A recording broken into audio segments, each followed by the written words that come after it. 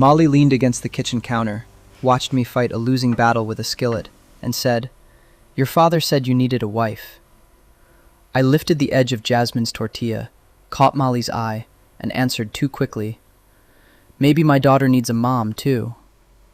From the dining room, Jasmine called, "Dad, if you burn it again, I'm taking points off," which gave me a reason to look at the stove. Molly, unfortunately, kept looking at me. She had come into the kitchen for a glass of water and found me with a wooden spatula in one hand, the skillet handle in the other, and a pale floral sundress catching the late afternoon light from the window. A few loose strands had fallen from her blonde hair. She looked warm and amused, not like a woman to whom two matchmaking fathers had just handed a job description. I turned the heat down. "That came out wrong," I said. "Did it?" The corner of her mouth lifted, but she didn't rescue me with a laugh. Our fathers had been friends for more than 30 years. 10 minutes earlier, mine had looked around the living room at Jasmine's school backpack by the chair, my coffee on the side table, and the remains of a Saturday lunch we had all stretched into the afternoon. "You've built a good life," he'd told me. "I just wish you'd leave room in it for somebody." Molly's father had nodded, in that thoughtful way men do when they believe they are being subtle. My dad had ruined whatever subtlety remained by adding, "At this point, the man needs a wife." Molly had looked at me then. I had escaped to make Jasmine her snack. Now she was 3 feet away, and my joke didn't feel much like one anymore. I slid the tortilla onto a plate. One edge was darker than the others. "It's not burned," I said. "It's aggressively toasted." Molly looked at the plate, then at me. "You teach people how to speak for a living, don't you?" "Usually they give me more time to prepare." That got a small laugh. I was grateful for it, but I didn't reach for another joke. "I'm not looking for someone to come in here and fix things," I said, more quietly, "for the record." Her expression softened. "Good," she said, "because I wasn't planning to take the spatula away from you." I glanced at the pan. "That may be poor judgment on your part." Jasmine called again. "Is it food yet?" "It is food," I called back. Molly moved aside so I could pass, but she stayed in the kitchen doorway. "Want to witness the official review?" I asked. She nodded. "I can stay for that." I'd say it's a solid 9 out of 10. Jasmine sat at the dining table with a glass of milk and the solemn expression of someone judging a national competition. She took one bite, chewed, then held up 6 fingers. 6 out of 10, she announced. Less crunchy than last week. Cheese is still uneven. "I'll take a 6. Molly sat across from her, smiling. "What was last week?" 4.5. I pointed at my daughter. There were mitigating circumstances. "The smoke alarm went off," Jasmine said. Molly laughed then, full and warm, and something inside me shifted toward the sound before I could stop it. I had known Molly for years through our fathers. Enough history to feel familiar, not enough to explain why I suddenly wanted her to stay after everyone else left. She caught me looking at her. Neither of us tried to explain my answer. Monday morning put me back on ground I understood. I stood at the front of a communication class at the community college and watched 30 people avoid eye contact with me because I had just asked for a volunteer. "Here's the good news," I told them. "Nobody in this room is hoping you fail." A man in the second row raised one eyebrow. "The bad news," I added, "is that if you speak for 12 minutes when I asked for 3, their loyalty may change." That earned the laugh I wanted. Shoulders dropped. A nursing student named Leah finally raised her hand. I loved the second after a class laughed, when people stopped protecting themselves long enough to try. I taught public speaking and communication, including a night section for adults returning to school. That semester, I was building them a workbook, short exercises, practical prompts, nothing that assumed confidence they did not have yet.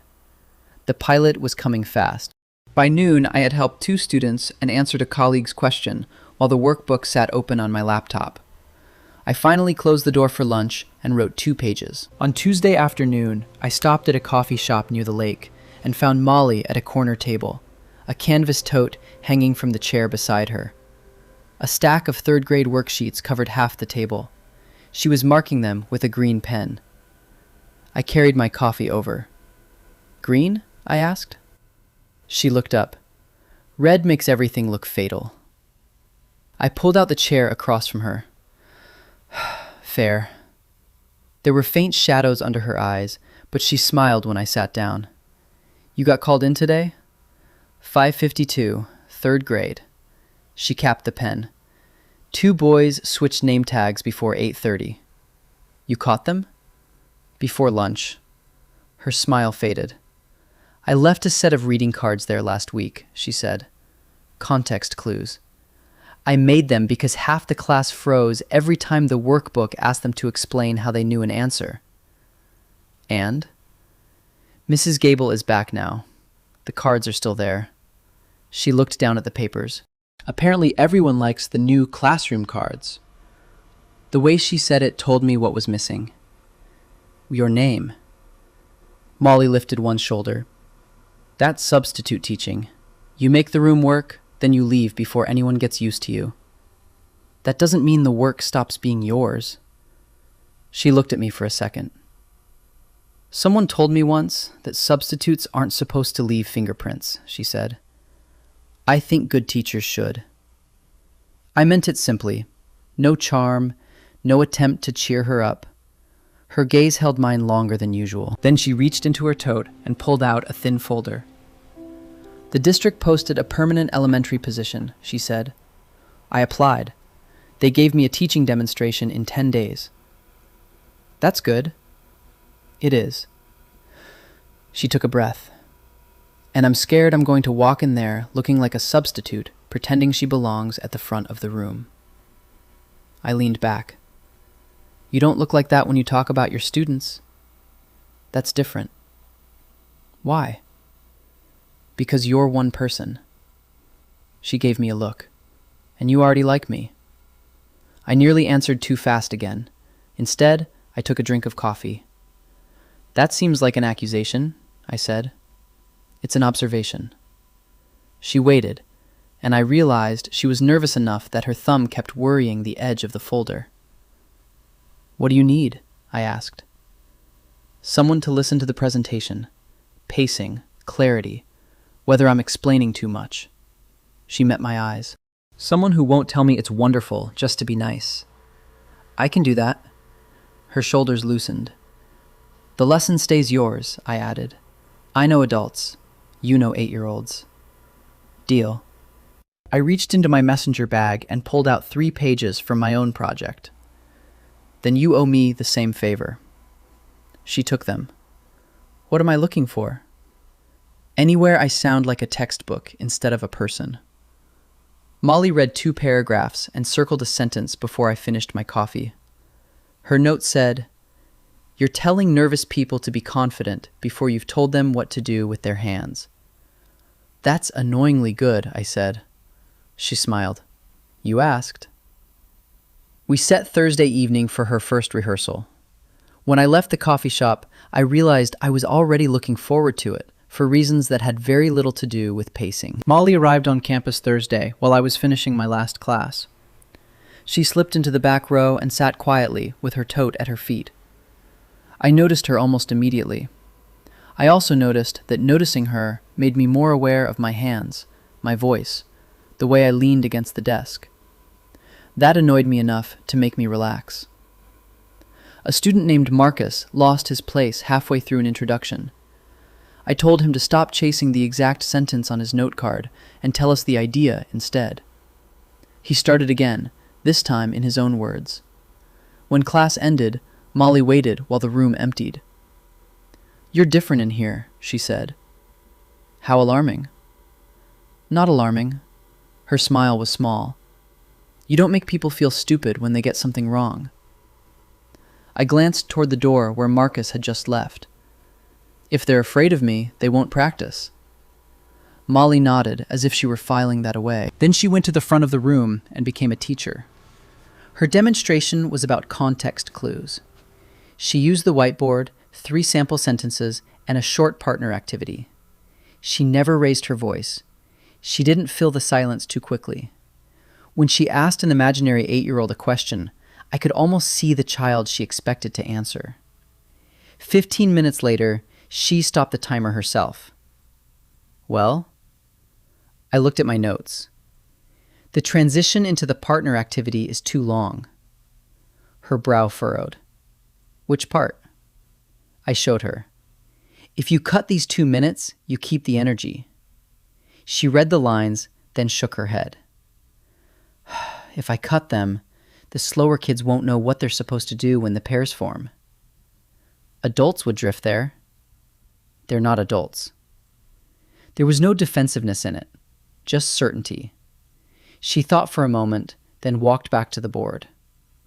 I can keep the bridge and make them answer during it. She tried the transition again, this time turning the explanation into 3 quick questions. It worked. You're right, I said. She glanced over her shoulder. That sounded painful. Deeply. Her smile came and went. I tapped another note.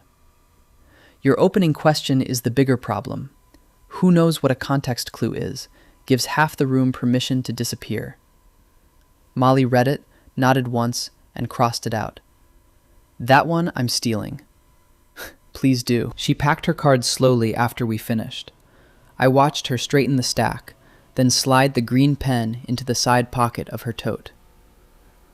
Molly, she looked up. You do something I don't see often. She waited. You make people feel safe enough to be wrong in front of you. I kept my voice even. That matters. A lot. Her hands stopped on the zipper. For once, I didn't add anything clever to make the moment easier. Thank you, she said. I stepped closer, not enough to crowd her. Are you free Sunday morning? For more rehearsal? No. That single word changed the room. I held her eyes. Coffee. Just us. No lesson plans. No fathers. Molly's smile came slowly. 9, she said. The place by the lake. You picked the farther one. Yes. Any reason? It's harder for our fathers to accidentally appear there. I laughed. Sunday at 9. She slung the tote over her shoulder and headed for the door. Before she stepped into the hall, she looked back at me. Anthony? Yeah? I know what you meant. About coffee? About it being just us. Then she left.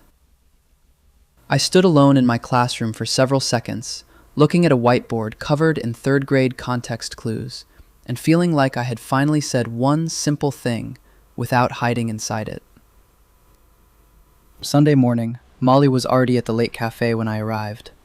No tote bag, no green pen, no folder between us.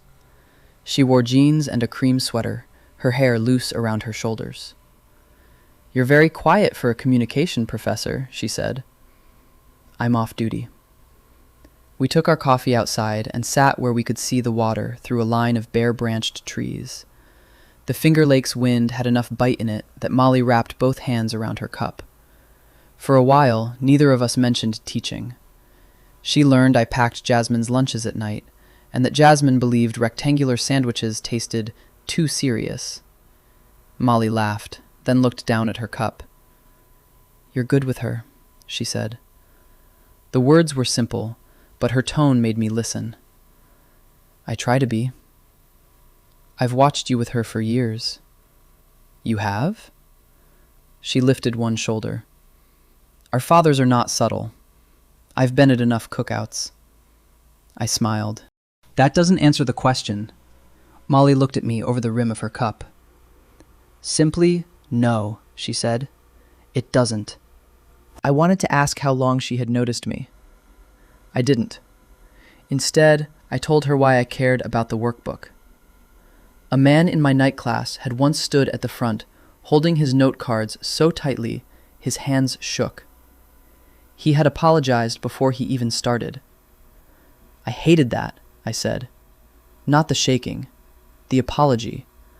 Like being nervous meant he had already done something wrong. Molly's face changed in the way it did when she cared about something. So you're writing the thing you wish he'd had before he stood up. Something like that. You should finish it. I'm planning to. That wasn't a compliment. I laughed under my breath. Noted. When we stood to leave, I checked the time. I had to pick Jasmine up from my father's house.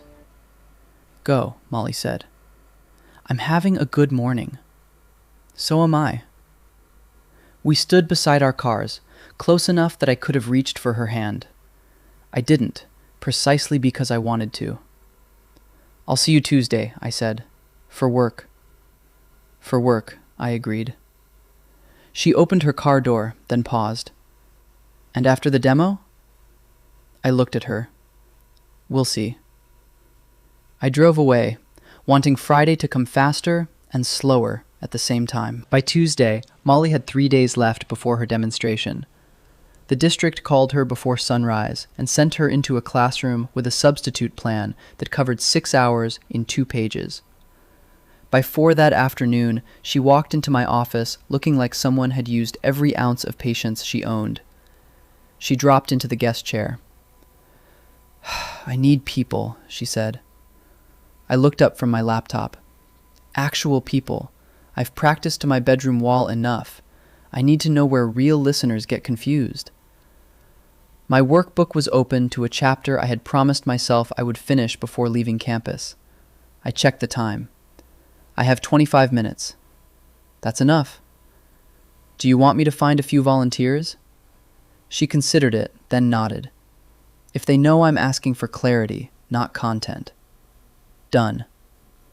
3 adult students were in the lounge down the hall. Leah from nursing, a retired mechanic named Don, and Marcus, who had finally stopped apologizing before every practice speech. I asked whether they would give a fellow teacher 10 minutes of honest listener feedback. They agreed. Back in the classroom, I introduced Molly as a teacher preparing a lesson demonstration. Nothing else. Then I went to the back wall and started the timer. She owned the room. Halfway through, Leah raised her hand.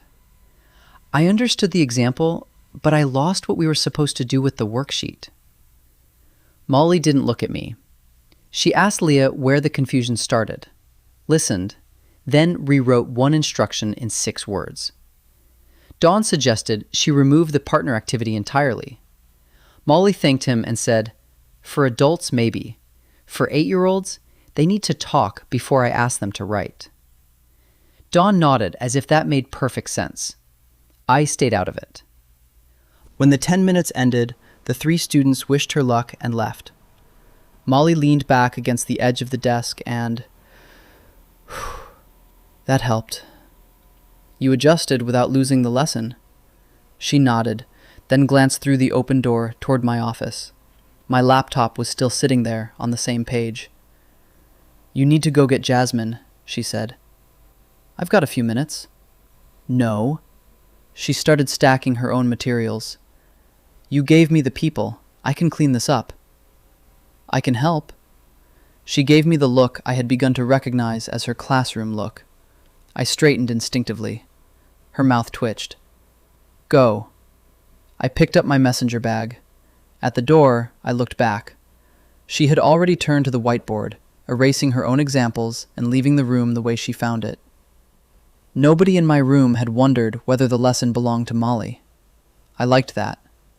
Then I looked past her at my dark laptop screen and knew my own deadline was waiting. Wednesday afternoon, Molly met me by the lake after I dropped Jasmine at my father's house for an hour. We started walking without deciding where we were going. For the first few minutes, she told me what she had changed in the lesson. Then she went quiet. You haven't sent me more workbook pages, she said. I haven't finished enough to send. She stopped. I took 2 more steps before turning back. Anthony. I knew that tone from the classroom. What? You gave me 25 minutes yesterday that you meant to use on your own work. I had them. You also stayed late for Marcus on Monday, and when I came in, you were answering something for another professor.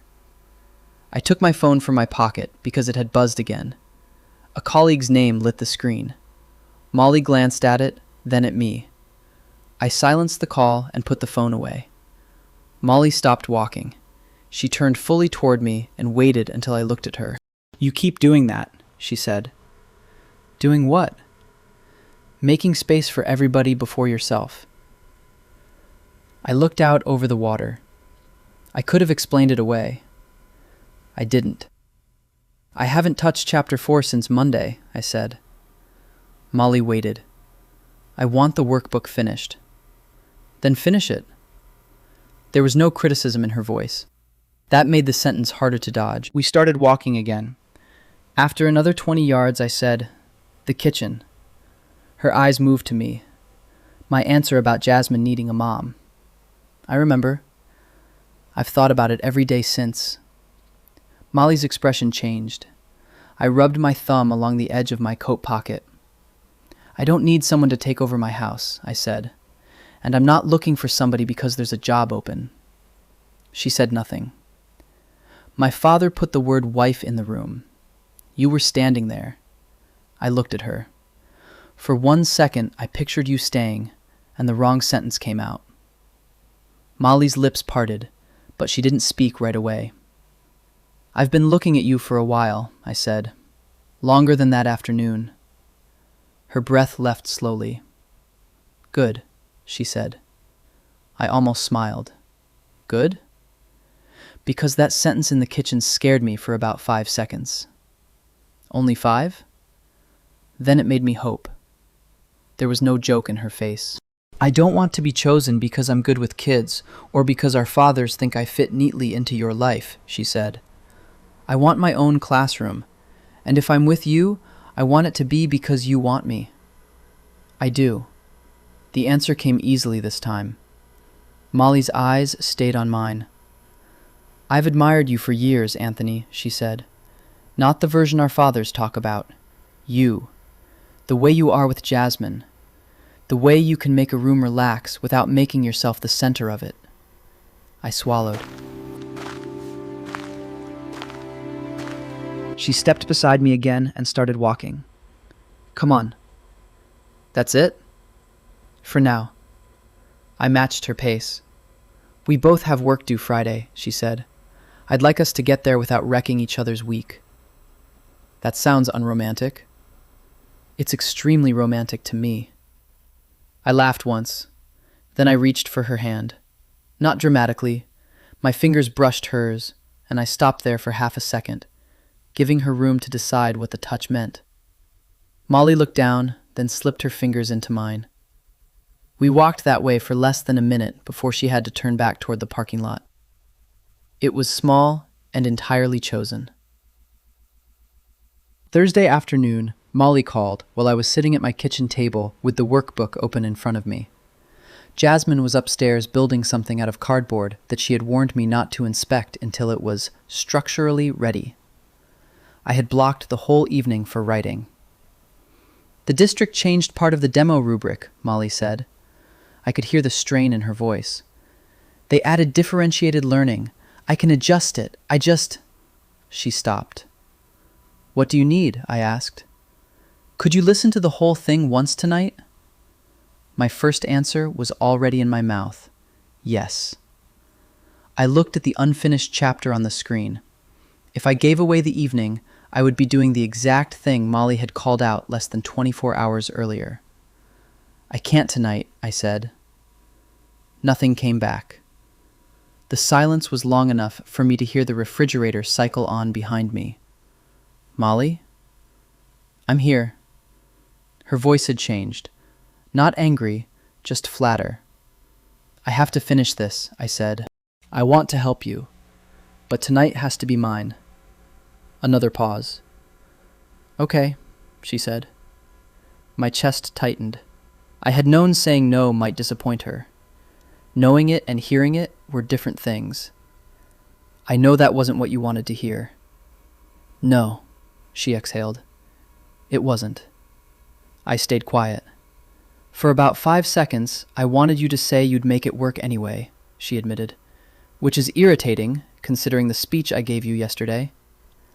A little of the tension left my shoulders, but not all of it. I'm sorry you're stressed. I am stressed. Her voice softened. But you're right. She went quiet again, and when she spoke, I could hear her rearranging something in her own head. The middle school sent a substitute request for tomorrow morning, she said. I was going to accept it because they're short. Your demonstration is tomorrow. I know. Do you want the shift? No. Then don't take it. This time the silence felt different. I'm declining it now, she said. I heard 2 taps on her screen. Done. Good. Don't sound so pleased with yourself. I'm trying very hard not to. That earned the smallest laugh. Then Molly said, Finish your book, Anthony. You finish your lesson. We hung up. I stared at the phone for a moment after the line went dark. I had not liked disappointing her. That mattered. I put the phone face down and went back to chapter 4. An hour later, my father texted. Dinner here tonight. Bring Jasmine if you can. Molly's father is coming. Molly too, I think. Would be nice to have everybody together before tomorrow. That made it harder to refuse. Before I answered, another message appeared. Molly. I told them neither of us is rearranging tonight. I think they mean well. I also think they need to let us make our own plans. Me. Agreed. Molly. Right. I worked until 8:30, then sent Molly 3 pages, the only 3 I actually wanted another teacher to read. She sent them back 20 minutes later with 2 notes. The first was about an instruction that assumed nervous students knew what natural eye contact meant. The second said simply, This paragraph sounds like your faculty handbook. You don't. I fixed both. At 9:15, I saved the final version. The doorbell rang 10 minutes later. I opened the door and found Molly on the porch in jeans and a soft green sweater. No tote, no lesson plan. Her hands were in her pockets. I finished my changes, she said. So did I. Good. She looked past me toward the stairs. Jasmine asleep? Reading, which means allegedly asleep in about 20 minutes. Molly smiles. I have 15, she said. No students, no fathers, no feedback. I stepped outside and pulled the door almost closed behind me. For a second, we just stood there. I could have made a joke. I knew exactly where one would fit. I didn't want one between us. I moved closer. Molly lifted her chin, watching me. I stopped just short of touching her. She closed the last inch herself. I kissed her. It was warm and certain, not rushed. Her hands came out of her pockets and rested against my shirt. Mine settled at her waist. When we pulled apart, she stayed close. Friday, I said. Friday. You have your demonstration in the morning. I have the pilot at noon. She nodded. When both are over, come here. Molly's smile was quiet. I will. I kissed her once more, shorter this time. Then she left before either of us could turn 15 minutes into an hour. Friday arrived without room for ceremony. At noon, I stood at the back of my adult communication class while they used the workbook for the first time. I expected to notice unclear instructions and timing problems. I did. Then Marcus stood up. He held 1 note card instead of 4. He took a breath, looked at the room, and started his speech without apologizing first. That mattered more than the margin notes. After class, I sat on the edge of my desk with a page of revisions. The workbook still needed work, but it was real because I had finally given it time. I did not text Molly for the next 3 hours. She had her own room to win. At 5:40, my phone buzzed. Molly. Done. I stared at the word for a second. Me. Come over when you're ready. She arrived a little after 6. Jasmine was spending the night at my father's house, which left my kitchen strangely quiet. I was at the stove with the skillet when Molly walked in. I had told her the door was unlocked. She stopped at the edge of the kitchen. For a second, the first Saturday came back. Molly by the counter, me with the spatula, cheese warming in the skillet. Then "You're doing it again." "I've had professional development." She leaned against the same stretch of counter. "How did the pilot go?" "Good. Useful. I have revisions." "But—" I turned off the burner. Marcus started without apologizing. Molly's whole face warmed. "Anthony." "Yeah. That's good." It was. I slid the tortilla onto a plate. Golden. No smoke. "And you?" I asked. She looked down for a moment, then back at me. "I taught my lesson." She came farther into the kitchen.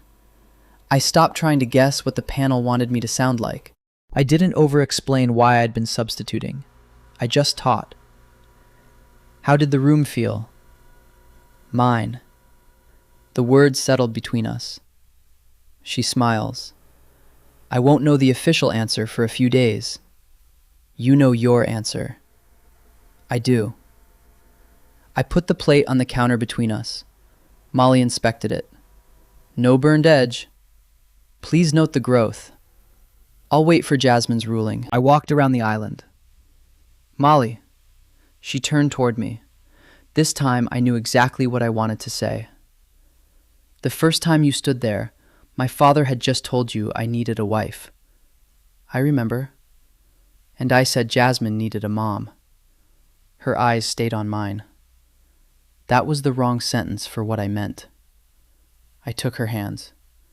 "Jasmine doesn't need me to recruit somebody into her life. I don't need anyone to run this house for me.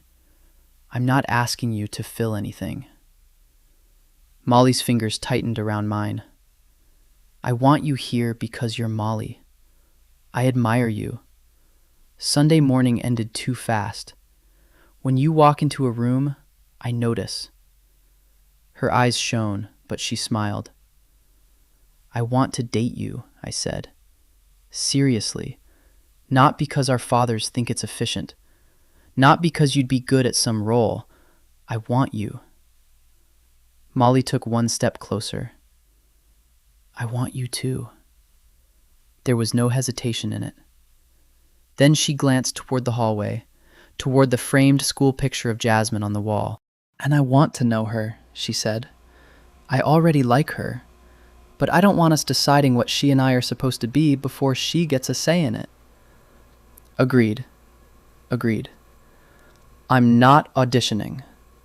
"I know. And I'm not replacing anyone." "I would never ask you to." She let out a breath that sounded like she had been holding it since my first stupid sentence in the kitchen. "Okay," she said. "Okay?" "Okay, I'm dating you." I smiled. That sounded almost reluctant. "It's the professor thing. I don't want you getting overconfident." I kissed her before she could say anything else. She laughed softly against my mouth, then kissed me back, with both hands at the sides of my neck. When we separated, Molly broke off a piece of the tortilla and considered it. 7.5. After that speech? The speech was better than the snack. I laughed. We ate in the kitchen with no lesson plans between us and nothing left to solve that night. 2 weeks later, Molly got the permanent third-grade classroom. She called me from the school parking lot, laughing and crying at once. "My name is going on the door," she said. I leaned against my desk. "I know, Molly." That night, we celebrated with Jasmine at a diner by the lake. Jasmine asked whether permanent teachers gave less homework. Molly said, "Usually not," and Jasmine sighed like she had expected betrayal. I rewrote 3 workbook sections and used the new version with my night class. The department wanted copies for another section, but watching students use it mattered more. My schedule did not become easier because I had a girlfriend. I still picked Jasmine up and packed lunches at night. Molly still came home with marker stains on her fingers. We saw each other when our lives allowed it, and learned to say when they didn't. Sometimes I still forget that worrying doesn't give me a vote. One Sunday afternoon, both our fathers were at my house watching football. Molly came in carrying her familiar tote bag, now stuffed with lesson plans from her own classroom. She kissed my cheek on the way past and went into the kitchen. Jasmine sat at the island, drawing a dragon with 3 wings. Molly pulled out the stool beside her. "Why 3?" she asked. "More turning power." "That seems scientifically sound." Jasmine pushed the paper closer so Molly could see the labels she had added. I was at the stove with the skillet. Molly did not reach for it. She had never reached for it. That fact still mattered to me more than it probably should have. From the living room, my father said, "Anthony, can I say something without you assuming I'm arranging your life?" I turned slightly. "That depends entirely on what comes next." He appeared in the kitchen doorway instead of shouting from the couch. "I know I pushed," he said. His eyes moved briefly to Molly, then back to me. "Your mother and I worried about you carrying everything alone after Jasmine was little. Sometimes I still forget that worrying doesn't give me a vote." The room went quiet enough that Jasmine looked up from her dragon. Molly rested her forearms on the counter, listening. "I know you mean well," I said. My father nodded. "I do. But Molly and I need to get wherever we're going ourselves." "I know that too." He gave Molly an apologetic half-smile. "And I shouldn't have turned you into an answer before either of you had asked the question." Molly's expression softened. "Thank you," she said. "We're okay." Jasmine looked from my father to Molly, then to me. Once she seemed satisfied that nobody was angry, her shoulders relaxed and she went back to her dragon. Her father called from the living room. "For the record, I was only an accomplice." Molly closed her eyes for a second. My father looked back toward the television. "He is not helping me here." That broke the tension just enough. Jasmine pointed at my plate. "Is that mine?" "It is." She took a bite while Molly and I waited. Jasmine chewed with exaggerated concentration. 9. I put both hands on the counter. 9. Cheese is even, no burned parts. Good fold. Molly looked genuinely impressed. "That's a strong score." "I've been training." Jasmine slid the plate toward Molly. "You try." Molly took a bite, then nodded. 9 feels fair." I pointed at her. "You gave me 7.5 2 weeks ago." "I believe in evidence-based grading." Jasmine laughed. The two of them went back to the dragon, arguing gently over whether 3 wings would actually help it turn. I stayed at the stove long enough to make myself another one. Molly had her classroom. I had my work and my daughter. Jasmine was getting to know Molly, one ordinary conversation at a time. Later, after our fathers left, Molly stood on the front step with her tote over one shoulder. "I should go," she said. "I have reading groups at 8:30. "I know." She took 2 steps toward her car, then turned back. "Do you want coffee tomorrow morning before work?" I smiled. "At the lake?" "Too far. I have 25 third graders now. I can't live recklessly." My 9 o'clock class would probably agree. "My place?" I added. 7:30. "I'll be up." Molly came back long enough to kiss me, then headed to her car. I watched her leave, already knowing she would come back in the morning because she had decided to. That was what my father's joke had missed from the beginning. I had never needed a woman to fill a place in my house. I had needed to be clear enough to choose Molly, and respectful enough to let her keep choosing me.